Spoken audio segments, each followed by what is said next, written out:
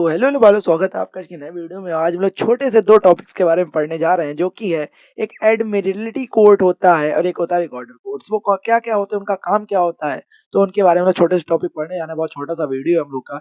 शुरू करते हैं इस टॉपिक को। चूंकि एडमिरल्टी कोर्ट एक विशेष कानूनी न्यायाधिकरण या स्पेशल लीगल ट्रिब्यूनल है, जो समुद्री और जो नौवहन होते हैं यानी मैरिटाइम होते हैं, जो शिपिंग होता है उससे संबंधित मामलों की सुनवाई करता है। ऐतिहासिक उत्पत्ति इसकी क्या हुई है, हिस्टोरिकल ओरिजिन क्या है, कि एडमिरल्टी क्षेत्राधिकार की जड़ें इंग्लैंड के लॉर्ड हाई एडमिरल के न्यायालय में निहित है। भारत में देखें तो ईस्ट इंडिया कंपनी के आगमन के साथ भारत में भी बंदरगाहों यानी कि पोर्ट्स और समुद्री व्यापार को विनियमित करने के लिए ऐसे न्यायालयों की आवश्यकता महसूस हुई थी। 1726 का जो चार्टर आया था, राजपत्र जिसे हम लोग कहते हैं 1726 का, उसने प्रेसिडेंसी शहरों में मेयर्स कोर्ट्स की स्थापना की, लेकिन समुद्री मामलों के लिए पर्याप्त शक्ति नहीं थी। 1774 का सर्वोच्च न्यायालय आया रेगुलेटिंग एक्ट के साथ। 1773 के तहत स्थापित कलकत्ता का जो सर्वोच्च न्यायालय अपने साथ एडमिरल्टी के क्षेत्राधिकार लाया था, जिसने जहाज के नुकसान, कार्गो विवादों, नाविकों के वेतन, समुद्री डकैती आदि संबंधित मामलों में सुनवाई करना शुरू की थी। ठीक है, देखते हैं 1891 का एडमिरल्टी कोर्ट्स एक्ट एक आया। 1891 का एडमिरल्टी कोर्ट एक्ट कि इस अधिनियम ने कलकत्ता, बंबई, मद्रास के उच्च न्यायालयों को एडमिरल्टी कोर्ट के रूप में नामित किया। उन्हें समुद्री क्षेत्राधिकार क्या किया, प्रदान किया। क्षेत्राधिकार वर्तमान स्थिति क्या है, जुडिक्शन और करंट स्टेटस क्या चल रहा है, कि एडमिरल्टी कानून मुख्य रूप से दो प्रकार से क्षेत्राधिकार या जुडिक्शन से संबंधित है। कैसे? इनरेम क्षेत्राधिकार। इनरेम क्षेत्राधिकार क्या होता है कि यह क्षेत्राधिकार जहाज, वेसल्स या कार्गो के विरुद्ध होता है। उदाहरण, यदि जहाज का मालिक ऋण चुकाने में विफल रहता है तो लेनदार या जो क्रेडिटर है वो सीधे जहाज के विरुद्ध मुकदमा दायर कर सकता है और उसे जब्त या अरेस्ट करवा सकता है। इन इन इन पर्सोनम क्षेत्राधिकार जो होता है, जुडिक्शन पर्सोनम, यह किसी व्यक्ति के विरुद्ध क्षेत्राधिकार होता है। वर्तमान कानून देखें तो भारत में समुद्री क्षेत्राधिकार अब Admiralty, जुडिक्शन and settlement of maritime claims act 2017, जो Admiralty, judicial settlement of maritime claims act 2017 द्वारा ही शासित होता है। 2017 अधिनियम का ये महत्व है, इसने पुराने और बिखरे हुए ब्रिटिश कानूनों को निरस्त किया और भारत के उच्च न्यायालयों को एडमिरल्टी मामलों पर सुनवाई करने का अधिकार दिया। उदाहरण केस लॉ का यह है कि एम बी एलियास बनाम एम बी कैलाशवती।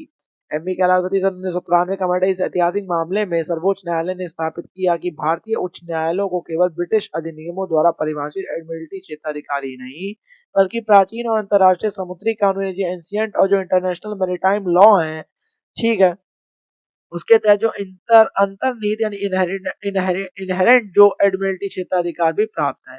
यह भारतीय न्यायिक स्वतंत्रता का एक बड़ा कदम था। फिर आते हैं एक रिकॉर्डर कोर्ट। रिकॉर्डर कोर्ट्स क्या होते हैं? रिकॉर्डर कोर्ट ब्रिटिश भारत में न्यायिक विकास के लिए एक विशेष संक्रमणकालीन चरण का प्रतिनिधित्व करते हैं। यह न्यायालय 1797 में स्थापित हुआ और 1823 में सर्वोच्च न्यायालयों द्वारा प्रतिस्थापित, ठीक है, कर दिया गया। यानी स्थापना का कारण यह था, reason of establishment recorders court का, 1726 के मेयर कोर्ट की विफलता के कारण। 1726 के जो चार्टर के तहत जो स्थापित मेयर कोर्ट थे, जैसा कि ऊपर बताया गया, अयोग्य व्यापारियों द्वारा संचालित होने के कारण बुरी तरह से विफल रहा। यानी कि ईस्ट इंडिया कंपनी के लोग ही उसे चलाते थे, वो खुद ही अयोग्य थे, उन्हें पता ही नहीं था लॉ लावा क्या होता है। अपने कंपनी के हित में बस निर्णय देते रहते थे, उनके निर्णय मनमाने थे और कानूनी सिद्धांतों पर आधारित नहीं थे।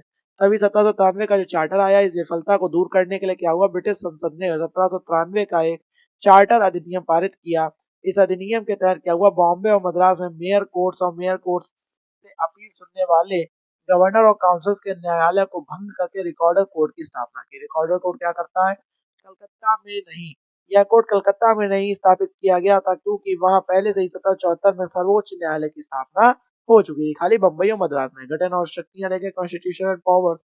रिकॉर्डर कोर्ट देखे तो कोर्ट ऑफ द रिकॉर्डर्स का गठन मेयर कोर्ट्स की न्यायिक कमी और जो जितनी थी उनको दूर करने के उद्देश्य से ही किया गया था। न्यायिक योग्यता पर जोर दिया गया। कोर्ट में जब एक रिकॉर्डर होता था, जिसे किंग इन काउंसिल्स द्वारा नियुक्त किया जाता था और वह बैरिस्टर्स होना अनिवार्य था, यह सुनिश्चित करता था कि न्यायालय की अध्यक्षता एक पेशेवर न्यायाधीश यानी प्रोफेशनल जज के द्वारा ही की जाए, ना कि अरे गरे किसी व्यक्ति। अन्य सदस्य देखें तो रिकॉर्डर के अलावा कोर्ट में मेयर और 3 एल्डरमैन भी होते थे। क्षेत्राधिकार देखें तो रिकॉर्ड कोर्ट को व्यापक क्षेत्राधिकार प्राप्त है, जैसे दीवानी का मैटर, क्रिमिनल का मैटर, एडमिरल्टी का मैटर, ठीक है।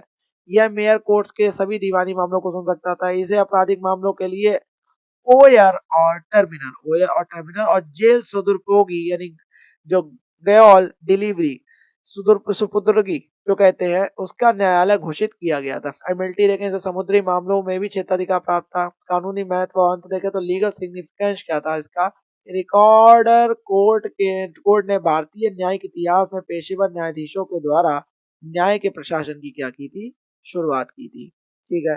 हालांकि हालांकि क्या हुआ, इसकी संरचना में अभी भी कंपनी के अधिकारी और व्यापारी मेयर्स एल्डरमैन क्या है वो मेयर्स और एल्डरमैन शामिल थे, जिससे न्यायिक और कार्यकारी शक्तियां क्या हुई, पृथक्करण का सिद्धांत पूरी तरह लागू नहीं हो पाया। समाप्ति क्या हुई 1823 में इंडियन ज्यूडिकेचर जो इंडियन ज्यूडिकेचर एक्ट द्वारा क्या हुआ, रिकॉर्डर कोर्ट को भंग कर दिया गया। उनके स्थान पर बॉम्बे मद्रास में भी सर्वोच्च न्यायालय सुप्रीम कोर्ट स्थापित किए गए, जिससे कलकत्ता के समान एक रूपता आ गई। कलकत्ता में जैसे चलता था वैसे ही बम्बई मद्रास में भी चलने लगा। और यहाँ पे हम लोग के दोनों कोर्स का मैटर समाप्त हो गया। छोटे छोटे टॉपिक थे, शॉर्ट नोट्स, और मैंने आपको बता दिया। ऐसी वीडियोस आपके लिए आते रहेंगे हिस्ट्री कोर्स के। तब तक के लिए जय हिंद, जय भारत।